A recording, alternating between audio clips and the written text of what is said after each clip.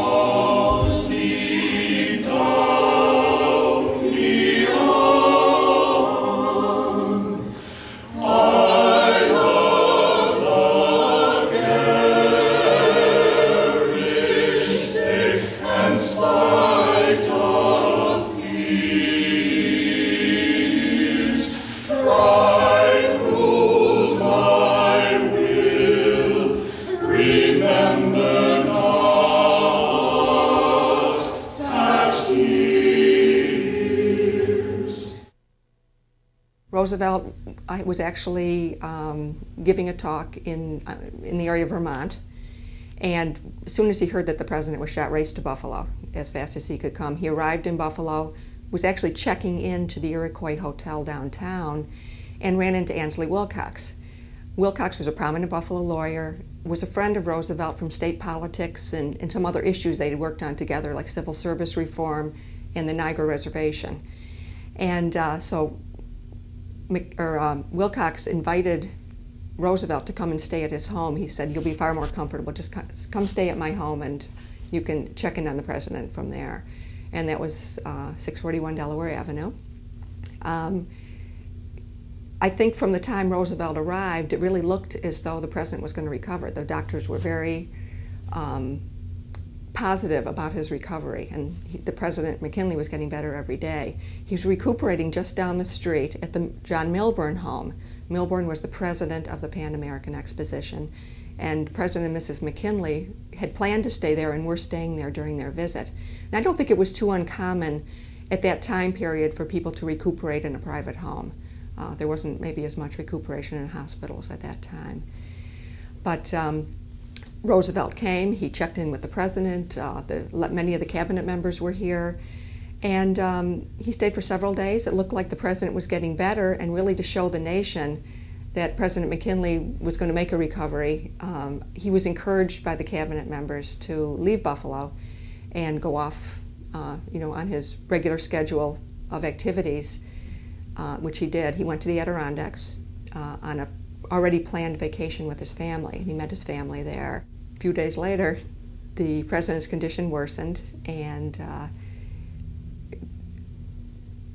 Wilcox was asked to contact Roosevelt, which he did, and Roosevelt made a mad dash back to Buffalo and arrived downtown. Mr. Wilcox picked him up in a carriage with another local person, and it was very informal.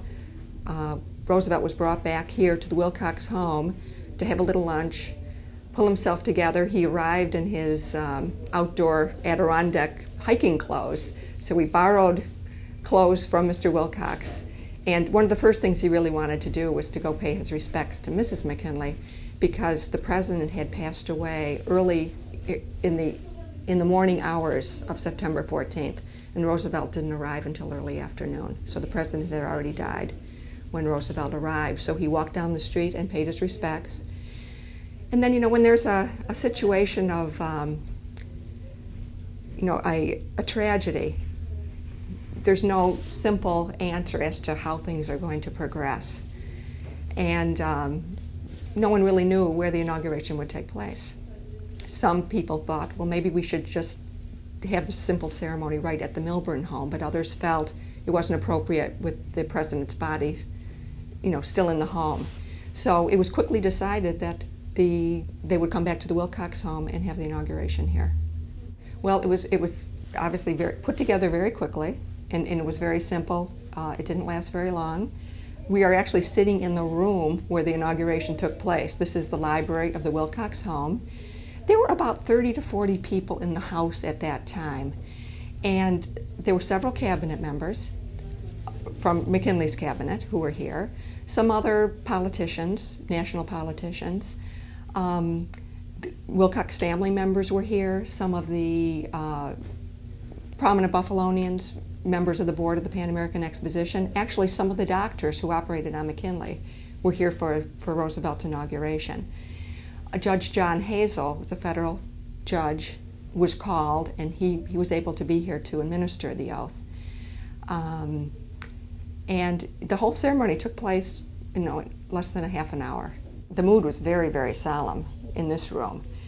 We have remembrances from Ansley Wilcox and newspaper accounts, and there were tears, there were voices that were cracking and breaking up. It was a very, very solemn occasion, and certainly the city felt the same way. When McKinley's body lay in state down in City Hall, Old County Hall, thousands of people paid their respects and waited in line for many, many hours to be able to pass by McKinley's body. It was a rainy day and nobody complained. People just They really loved their president. McKinley was a very popular president. He had just won re-election. His second term just began in the spring of 1901. So he had been elected, very soundly, and the nation was in mourning. He basically, the 14th, he took the oath. He had a quick cabinet meeting right after he took the oath.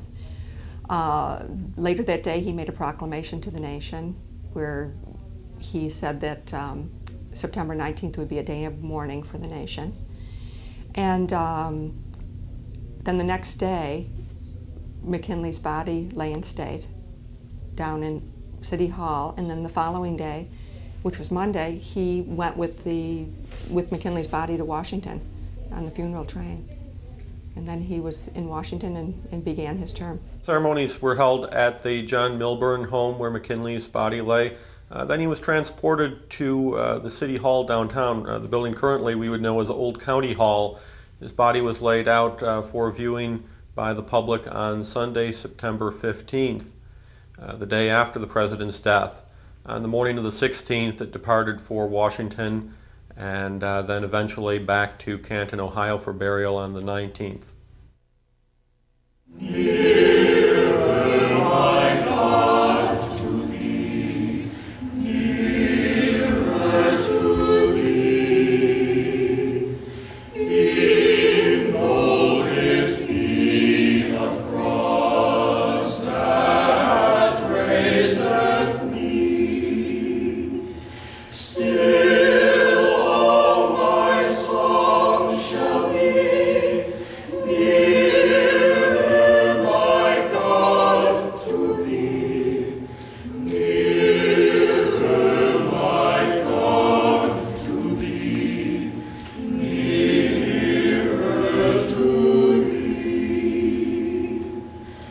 Though like the wanderer, the sun gone down, darkness be over me, my rest a stone. Yet in my dreams I be nearer, my God, to thee, nearer, my God, to thee, nearer to thee. There let the way appear, steps unto heaven.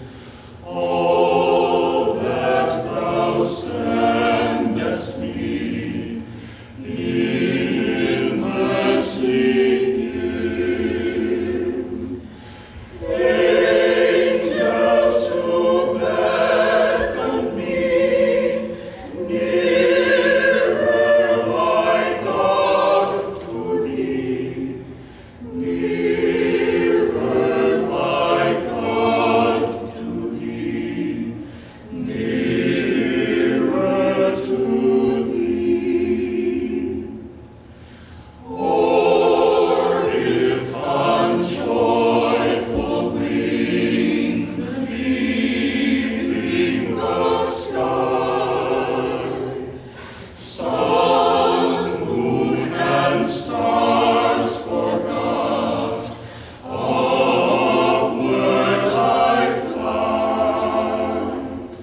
Still all my song shall be nearer, my God, to thee, nearer, my God, to thee, nearer to thee.